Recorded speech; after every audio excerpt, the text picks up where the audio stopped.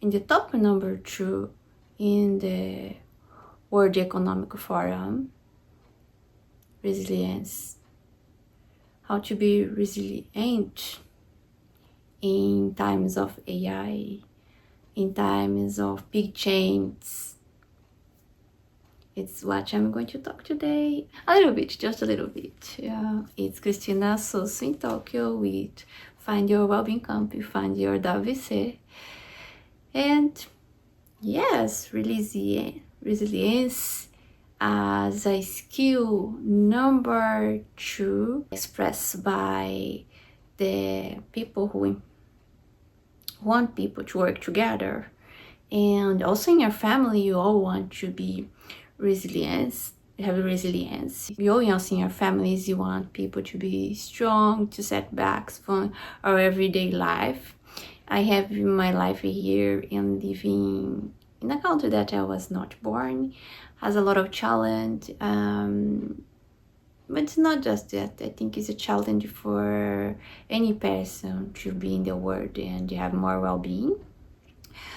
The number 1 thing that I find, and this is also said by other people who work in the psychology areas in neuroscience and biology, is that to be in a good state, we need to have a good relationship with ourselves. That means to have awareness about your weaknesses, our strengths, to know more about yourself first. And it's not easy, but if you try to be aware and try to communicate in a way to each other, to communicate in a way that is not going to make the other person ouch. I know it's kind of difficult, but to express in a way to communicate is very important. But if we keep running every day and very busy, you may not find a space inside yourselves to talk with each other. Remember now that with a lot of change, you need to be more kind with yourselves, because I think you're learning from other generations. Your grandchildren, your grandchildren of many generations that went through so many difficulties, and you still believe. The belief is still passing to generation, and it's good to know what the wants are sometimes, to know and look back, but not try. One thing that I learned, not to try to mix too much inside. I know when you are young, probably you protect yourself. There was a lot of defense there, but try to distance ourselves a little bit when we're feeling like mixed, offended or miscommunication. Try to put your light. What I'm trying to protect. What's the wound behind the curtains that I'm trying to protect, and maybe take this little wound. Maybe it was in the past, we're not conscious or don't want to see, and give a hug.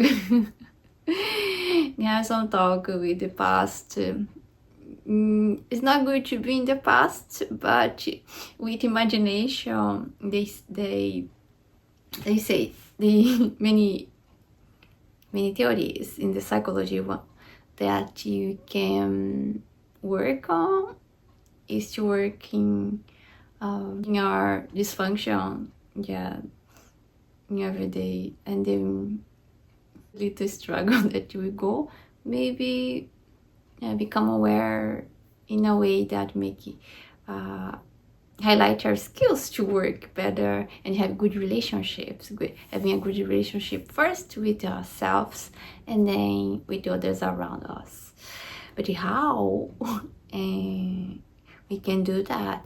It depends of each person. Everybody the people who are interested in the topic, usually you're there probably want to know a little bit more. And there are those that avoid so much, and those that avoid usually are in the extremely, you're both in the extremely, but how to be in the middle, center to be resilience is to know, oh, I'm overdoing here, I'm being too passive. How to be in the middle. For example, if you are a person who like to please, we like to please each other, but to the point that you caring too much, and then you are not taking care of yourself, or you care too much about things, you end up burn out, or about people who care and do in a way that make other people dependent. They say that is not a good way to have a relationship, but to be more assertive in the communication and do things in an assertive way, and yes, and initiate things also. So being proactive and initiate things, just don't depend on other people who already can do a lot of things. Try to be assertive, and yes, assertive and starting doing things for yourself is that the advice for people who like to please others too much.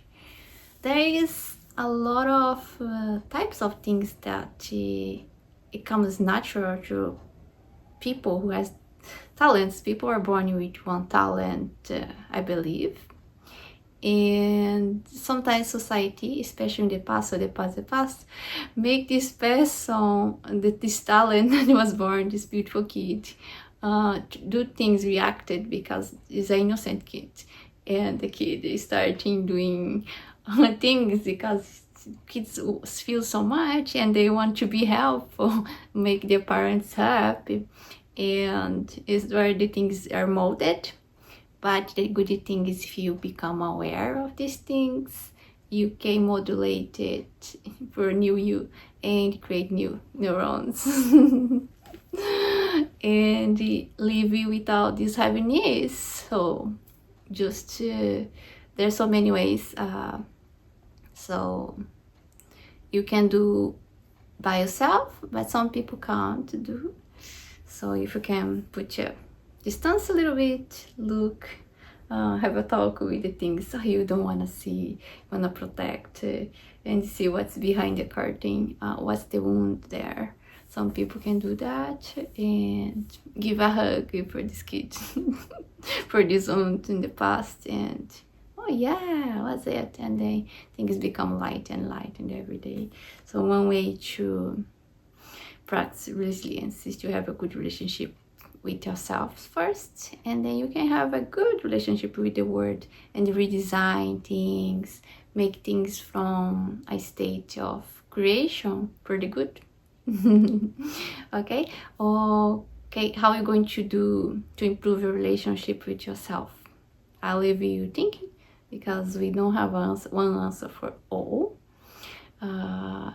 It's a case by case. You're really complex. I'm just nudging here.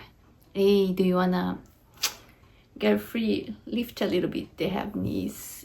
If someone or you have, I have, it's just what I have been thinking about, the resilience skills that is very important to work, to be in family, or to start a family, to find a partner, and to live and have well-being. So it was Cristina Sauce in Tokyo with Find Your WBC, Find Your Wellbeing Camp, and till next time.